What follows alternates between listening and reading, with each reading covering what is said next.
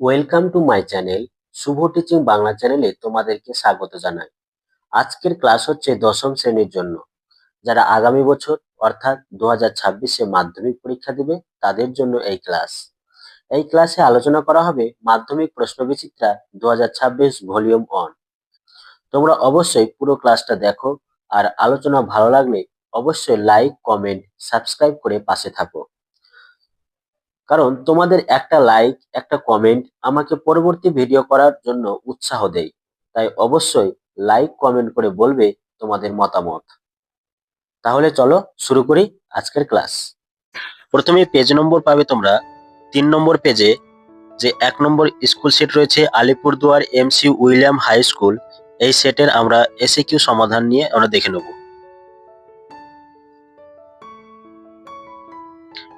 প্রথম প্রশ্ন হচ্ছে, মেসো অবশ্য মৃদু মৃদু হাসেন, বলেন মেসো কি বলেন?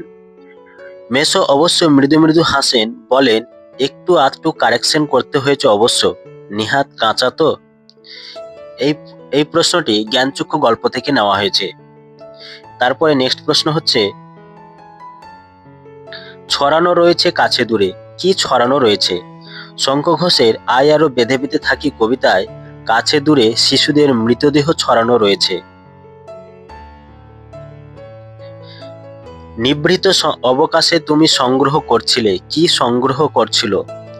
পৃথিবীর অন্যান্য অংশ থেকে বিচ্ছিন্ন হওয়ায় আফ্রিকার সঙ্গে তাদের যোগাযোগ ছিল খুব কম। এই অবকাশে আফ্রিকা দুর্গম রহস্য সংগ্রহ করে জল, স্থল, আকাশের দুর্বোধ সংকেত চিনছিল। বাংলায় একটা কথা চালু ছিল, প্রবাদটি কি? বাংলায় একটা কথা চালু ছিল, প্রবাদটি হলো, কালি নেই কলম নেই বলে আমি মুন্সি। পৃথিবী হয়তো বেঁচে আছে, রেখাঙ্কিত পথটির কারক নির্ণয় করো। এই প্রশ্নটি ব্যাকরণ অংশের কারক অংশ থেকে নেওয়া হয়েছে। পৃথিবী, পৃথিবী কোন কারক? কর্তৃকারকের শূন্য বিভক্তি। কারণ পৃথিবী হয়তো বেঁচে আছে, কারণ কে বেঁচে আছে? পৃথিবী বেঁচে আছে, তাই পৃথিবী হচ্ছে কর্তৃকারকের শূন্য বিভক্তি। কালাত্মককরণের উদাহরণ দাও। 60 সেকেন্ডে 1 মিনিট। এরপর আমরা 2 নম্বর স্কুল বৈতা এমএন হাই স্কুল, এই স্কুলের এসএকিউ সমাধান আমরা জানবো। প্রথম প্রশ্ন হচ্ছে, বুকের রক্ত ছলকে ওঠে তপনের, তপনের বুকের রক্ত ছলকে ওঠে কেন? মামা বাড়ি থেকে ফেরার বেশ কিছুদিন বাদে ছোট মাসি ও মেসো তপনদের বাড়ি বেড়াতে আসে। তাদের হাতে ছিল সন্ধ্যাতারা পত্রিকা। সেটা দেখে তপনের মনে হয়েছিল বুঝি তার গল্প ছাপা হয়েছে, তাই তার বুকে রক্ত ছলকে ওঠে। কঙ্কাবতী গ্রন্থের লেখকের নাম কি? কঙ্কাবতী গ্রন্থের লেখকের নাম হচ্ছে তৈর লোকনাথ মুখোপাধ্যায়।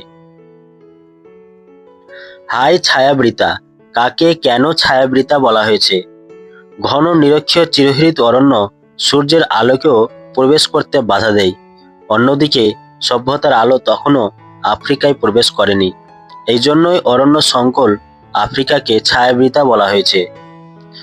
জ্বলে গেল আগুনে, আগুনে কি কি জ্বলে গেল? আগুনে জ্বলে গিয়েছিল বক্তার অর্থাৎ কথকের মিষ্টি বাড়ি, তার বারান্দা, ঝুলন্ত বিছানা, গোলাপি গাছ, চিমনি এবং পুরনো জল তরঙ্গ। নিরপেক্ষ কর্তা কাকে বলে? উদাহরণ দাও। বাক্যের মধ্যে অসমাপিকা ও সমাপিকা ক্রিয়া যদি ভিন্ন হয় তাহলে অসমাপিকা ক্রিয়ার কর্তাকে নিরপেক্ষ কর্তা বলে। যেমন তুমি এলে আমি যাব, এখানে তুমি হচ্ছে নিরপেক্ষ কর্তা, কারণ এলে হচ্ছে অসমাপিকা ক্রিয়া, আর এই অসমাপিকা ক্রিয়ার কর্তা হচ্ছে তুমি।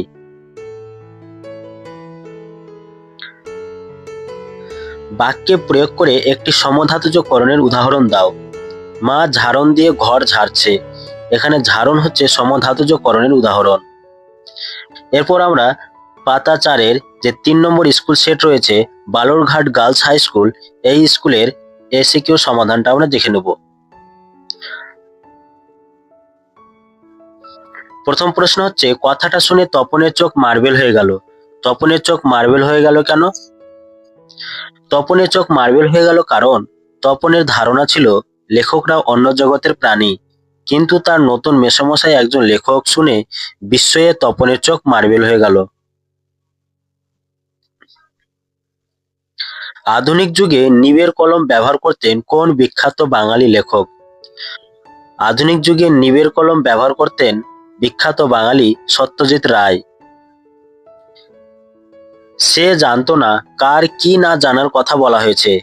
অসুখী একজন কবিতায় বক্তার প্রিয়তমা নারীটি জানতো না যে বক্তা অর্থাৎ কথক আর কখনো ফিরে আসবেন না। প্রযোজক কর্তা কাকে বলে? বাক্যের মধ্যে কর্তা যদি নিজে কাজ না করে অন্যকে দিয়ে কাজ করায় তাহলে তাকে প্রযোজক কর্তা বলে। যেমন শিক্ষক ছাত্রকে বই পড়াচ্ছেন, এখানে শিক্ষক হচ্ছে প্রযোজক কর্তা। দেশ মাটি দিয়ে গড়া নয়, মানুষ দিয়ে গড়া। এখানে মাটি দিয়ে কোন কারক ও বিভক্তি হবে? মাটি দিয়ে হচ্ছে করণ কারকের দিয়ে অনুসর্গ। এরপর আমরা পাতা 5-এর যে 4 নম্বর school set Bankura mission girls high school, এই স্কুলের এসএকিউ সমাধান আমরা দেখে নেব। প্রথম প্রশ্ন হচ্ছে, আমাদের পথ নেই আর, তাহলে আমাদের করণীয় কি? চলার পথ রুদ্ধ হলে অর্থাৎ চলার পথ বন্ধ হলে সংঘবদ্ধতার দ্বারাই প্রতিবন্ধতাকে পার করা যায়। এমন পরিস্থিতিতে হাতে হাত রেখে বেঁধে বেঁধে অর্থাৎ ঐক্যবদ্ধ হয়ে থাকাই আমাদের করণীয়। এলো ওরা লোহার হাত করে নিয়ে, ওরা কারা? আফ্রিকা কবিতায় ওরা হলো সাম্রাজ্যবাদী বা ঔপনিবেশিক শক্তি। সোনার দোয়াত কলম যে সত্যই হতো তা লেখক কিভাবে জেনেছিলেন? শুভ ঠাকুরের দোয়াত সংগ্রহ দেখে প্রাবন্ধিক জেনেছিলেন যে সোনার দোয়াত কলম সত্যই হতো। সেই তিনি নাকি বই লেখেন, কার কথা বলা হয়েছে? জ্ঞানচক্ষু গল্পের আলোচ্যাংশে তপনের নতুন মেসোর কথা বলা হয়েছে। মেঘে বৃষ্টি হয়, নিম্নরেখ পদটির কারক ও বিভক্তি নির্ণয় করো। মেঘে অপাদান কারকের এ বিভক্তি, কারণ মেঘ থেকে বৃষ্টি হয়, তাই মেঘে হচ্ছে অপাদান কারকের এ বিভক্তি। এই ছিল মাধ্যমিক প্রশ্নবিচিত্রা 2026 রায় ও মার্টিনের প্রথম পর্যায়ক্রমিক মূল্যায়নের প্রথম 4টি সেটের এসিকিউ সমাধান। আলোচনা কেমন হয়েছে অবশ্যই তোমরা কমেন্ট বক্সে কমেন্ট করে জানাও, আর সাবস্ক্রাইব করে চ্যানেলকে পাশে থাকো। ধন্যবাদ।